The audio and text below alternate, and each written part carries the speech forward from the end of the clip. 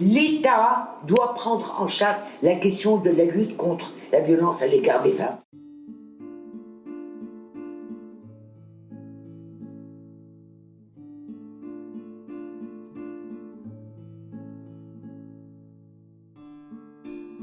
La violence à l'égard des femmes est un phénomène mondial qui a été mis en lumière par le mouvement féministe et qui n'épargne aucun pays au monde. Mais alors, aucun. Donc la Tunisie ne fait pas exception. En Tunisie, ce qui est remarquable, c'est que nous en parlons maintenant et que pendant des décennies, il y avait une omerta là-dessus. La violence à l'égard des femmes était considérée, quand elle s'exerçait au sein de la famille et même à l'extérieur d'ailleurs, comme une affaire privée, devient une affaire publique. Quand elle devient une affaire publique, une affaire politique, ceci implique qu'il y ait des mesures, qu'il y ait des politiques.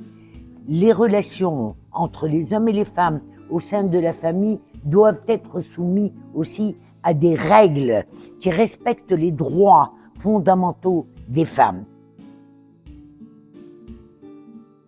D'abord, la Tunisie est le seul pays arabe à avoir une loi intégrale sur la violence à l'égard des femmes. C'est déjà une grande victoire et un grand acquis. Cependant, les carences et les déficits de son application sont notoires et sont énormes. Et c'est une des demandes et des revendications du mouvement féministe de voir réellement, de dédier un budget et de réellement de faire un réel plan d'action pour la mise en œuvre de cette loi sur le terrain.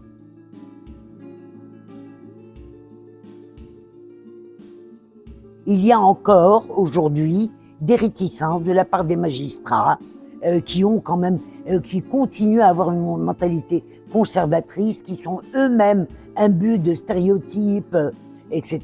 Par ailleurs, il y a aussi des réticences de la part de certains médecins, probablement, à considérer que cette affaire est une affaire également de droits humains.